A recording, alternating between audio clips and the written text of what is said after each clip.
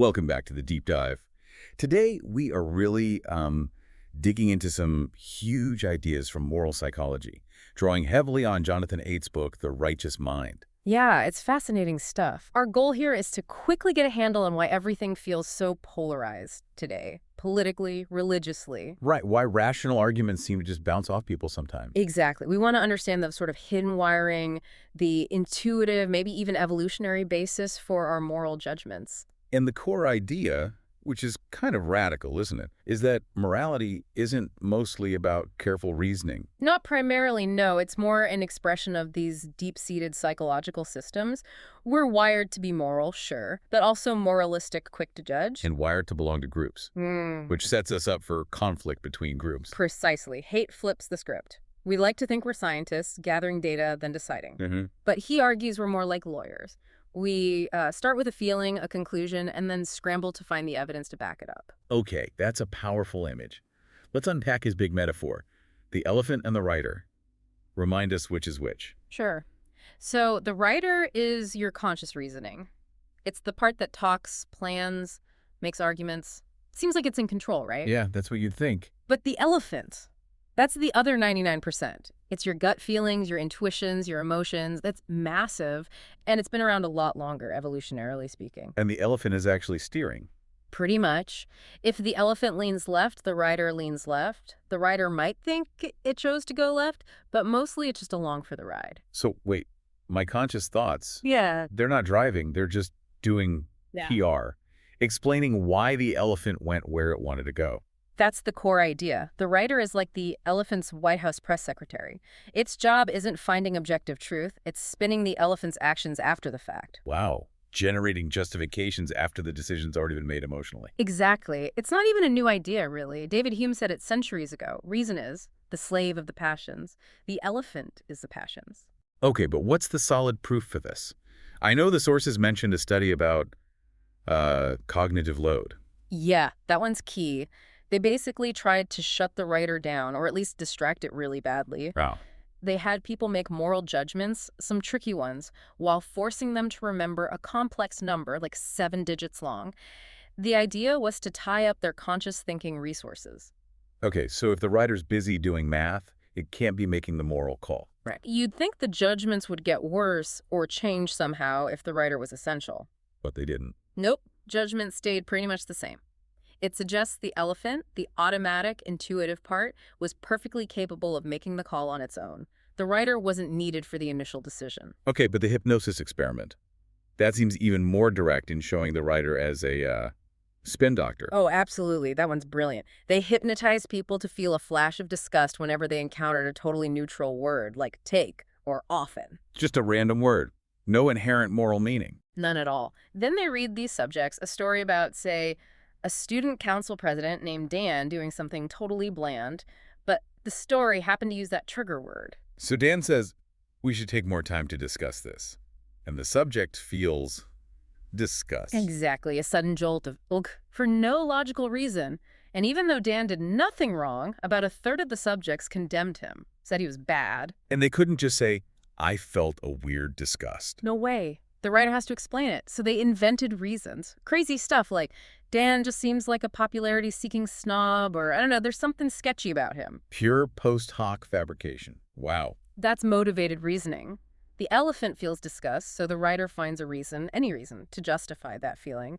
It's searching for confirmation, not truth. Which really explains why arguing facts often doesn't work in moral debates. Right, you can't talk someone out of something they weren't talked into. Their elephant already decided. Okay, so if our writer is just justifying the elephant's gut feelings, what makes up those gut feelings?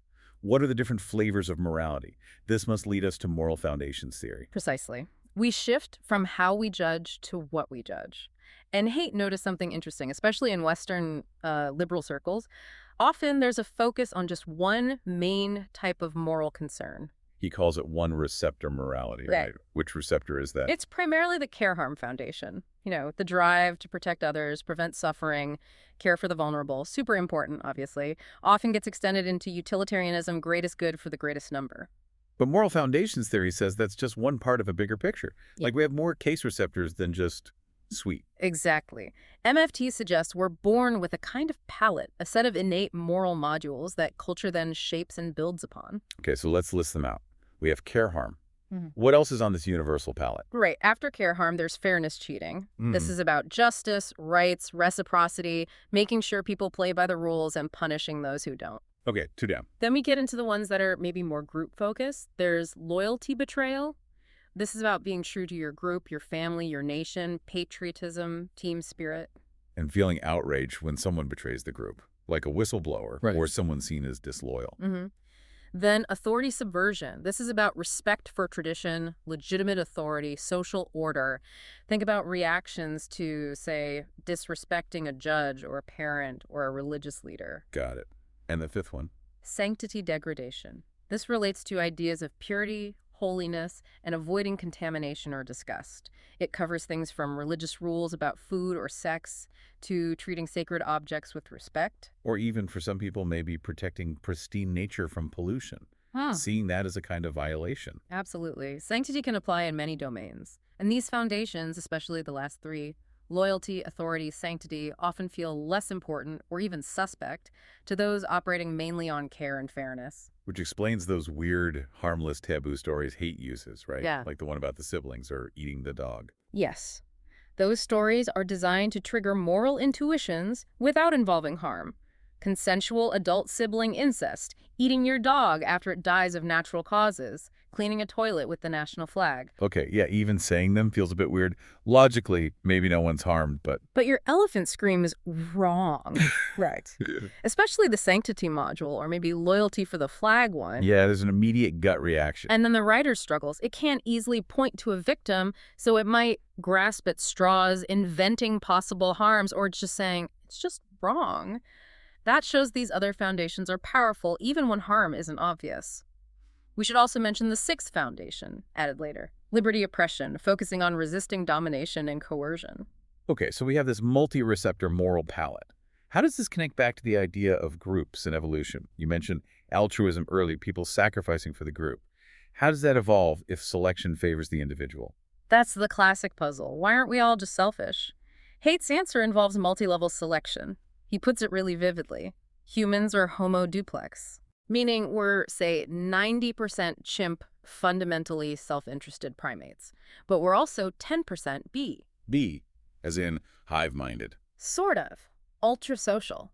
Like bees or ants, we have the capacity for intense group cooperation. Morality, especially those binding foundations like loyalty and authority, evolves because it helped groups cohere, suppress selfishness and free-riding, and outcompete other groups. So group selection becomes a powerful force. Cohesive groups beat fragmented groups. That's the argument. Morality acts like social glue, turning groups into these tightly knit, cooperative units, almost like superorganisms. Wow. And we can actually feel this shift from individual to group. Yes. He calls it the hive switch. It's this ability we have to momentarily transcend our petty self-interest and lose ourselves in something larger than ourselves. What triggers it? Is it just religion? Not at all, though religion is a powerful trigger for many. Think about moments of awe in nature, maybe experiences with psychedelics for some, and importantly, synchronized group activity. Like the college football game example. Everyone wearing the same colors, chanting the same thing. Exactly. The detailed description of the UVA game, the costumes, the synchronized wahoo-wah chant, swaying together arm in arm. Collective effervescence, right? That's the term. It flips the switch. It generates this incredible feeling of belonging, of community, of being part of something bigger. It's intoxicating. Yeah. It helps explain why things like sports fandom are so huge. Which brings us back to religion. You're saying its primary function isn't about believing specific supernatural things. Those beliefs might just be the writer's stories again. The function, Haidt argues, is creating a cohesive moral community. Religion provides shared rituals, shared values, shared sacred items, all things that flip the hive switch and bind people together. Is there evidence for religion being particularly good at this binding? Quite a bit. Historically, the emergence of big moralistic gods often coincides with groups getting larger. Gods who care about oaths, murder, cooperation, they help enforce group norms even when no one's watching. Like an invisible policeman. In a sense, look at the Balinese water temples, this amazing decentralized system where priests and rituals managed irrigation for thousands of farmers for centuries, solving complex cooperation problems without a central government, just shared beliefs and practices. That's incredible. Or consider 19th century American communes. The religious ones were far, far more likely to survive long term than the secular ones, something like 39% versus 6% surviving 20 years. They had stronger binding mechanisms. Okay, so morality binds us together, gives groups strength through cohesion. But there's a downside, right? The last principle. The big one, morality binds and blinds. Blinds us to what? It blinds us to the possibility that other groups with different moral matrices might actually have something valid to say. We get locked into our group's moral framework, built on our prioritized foundations. And we assume anyone who doesn't share those priorities must be immoral or stupid or evil. Exactly. We can't easily see the coherence or legitimacy of their moral world. If our group heavily emphasizes care harm, we might see a group emphasizing loyalty, authority, sanctity as simply tribalistic or oppressive, failing to see their moral logic. Let's make that concrete. How does this play out in politics, according to MFT? Well, generally speaking, liberals tend to build their moral world primarily on the care harm foundation, and they often interpret fairness as equality of outcome. Their focus is often on protecting victims, challenging oppression. Okay, and conservatives? Conservatives tend to utilize all the foundations more equally. They value care, but also strongly emphasize loyalty to group and country, authority and tradition, and sanctity. And they often interpret fairness as proportionality. People should get what they deserve based on their effort or contribution. So when a liberal and a conservative argue about fairness, They might be using the same word, but activating completely different moral software. One means, did everyone get the same? The other means, was the distribution proportional to input? Both feel morally right, but they're talking past each other. wow, that really highlights the blinding aspect. So if our individual reasoning, our writer, is so biased and just serves our elephant, are we doomed? Can we ever find common ground or objective truth? It sounds bleak for individual reason, doesn't it? But Haidt offers a way out.